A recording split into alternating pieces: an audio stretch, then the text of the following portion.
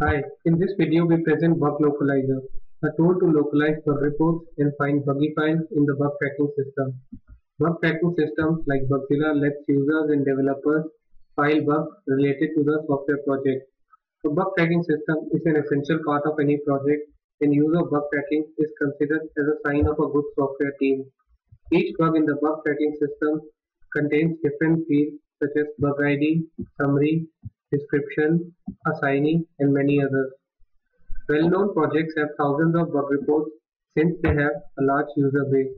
Recently, Anrik et al. Quoted a Mozilla developer who commented that every day almost 300 bugs appear that need triaging.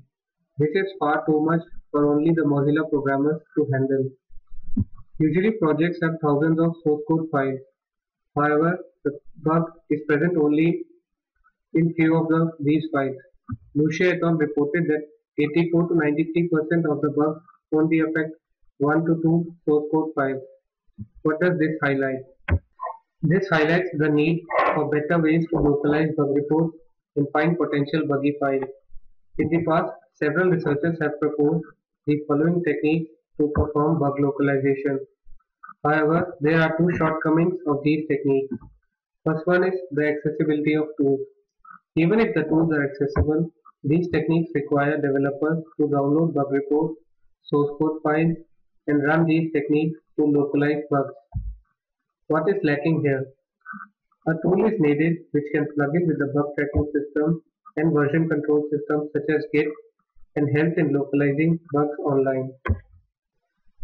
We present BugLocalizer, a tool which allows developers to localize bugs in the bug tracking system. BugLocalizer is based on the work of Zhou et al. We implement BugLocalizer as a Bugzilla extension. BugLocalizer extracts information from summary and description and uses the revised vector space model and bug file graph from similar bug reports. We explain these concepts briefly. The revised vector space model is based on the general vector space model. However, it considers the fact that larger source codes are more likely to contain bugs. RVSM uses G terms, which is the length value for each source file, which is based on the number of terms present in the document. For final RVSM score, it multiplies G terms with the cosine similarity between the documents. The figure shows the structure of bug file graph, which is based on the assumption here that similar bugs tend to fix similar files. It consists of three layers. First layer consists of the new bug which needs to be located. The second layer consists of bugs which are similar to the new bug. Link between first and the second layer represents non-zero similarity between the bug reports. The third layer consists of all the files which are changed to fix these bugs. A link between second layer and third layer represents the files which are changed to fix a particular bug. Here, semi-score represents the weight of each node in layer 3, which represents the degree of relevance between the bug and source code files related to that bug. Bug localizer consists of a client-side component and a server-side component. Client-side handles interaction with the user and interacts with the server side to retrieve results for a user query. The server-side component takes as input summary, description, version of the source code, and the number of requested potential buggy files. The server part performs pre-processing, builds the revised vector space model, and constructs the bug file graph. Finally, it combines the score from revised VSM and semi-score from bug file graph to compute the final score. Based on the score, it returns a list of top K potential buggy files where K is 10 and alpha is 0.2. This is the interface of BugLocalizer. The developer has the option to select the tag version which developer wants to localize. After the developer clicks the localize button, the background script in the client side sends the request to the server side. The server side accepts the request and runs our algorithm to find the list of potential buggy files.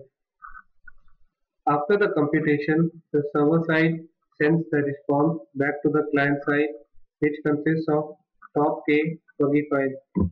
Here we can see the list of top 10 buggy files.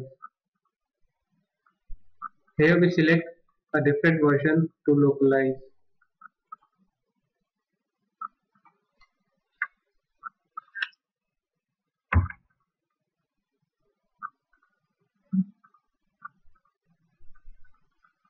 BugLocalizer provides two additional functionalities. The first one is to select the fixed file after the bug has been resolved, and the second one is the option to add the Git repository. We explain both these functionalities in detail.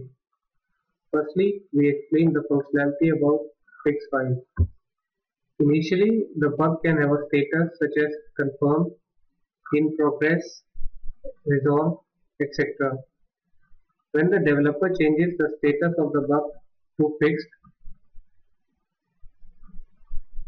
developer has the option of selecting resolution such as invalid, won't fix, duplicate, works for me, and fixed. After the bug has been fixed, our tool provides a facility for developers to select the revision in which the bug was fixed. Here you can see different revisions of the product. Our tool also provides an option to select the files which were fixed to solve the bug. All the changed files related to a particular revision will be shown to the developer.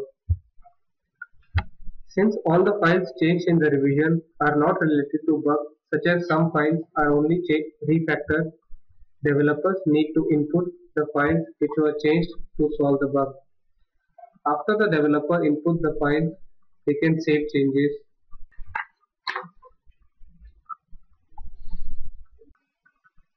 Now we present the second functionality of our tool, which is the option to provide a link to the Git repository. We provide this link under the administration section. Here developers have the option to select the Git repository by giving the URL of the repository. Since repositories can either be public or private, we provide both the options.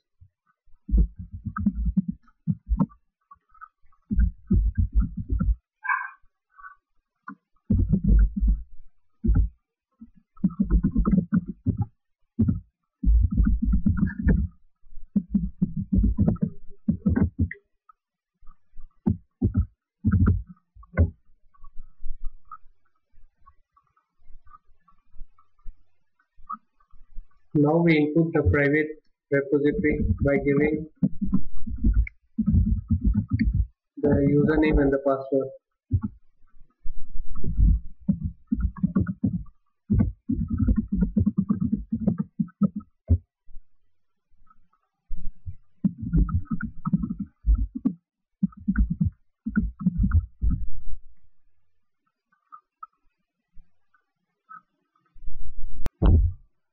Our platform is available online at the given website. Thank you for your attention.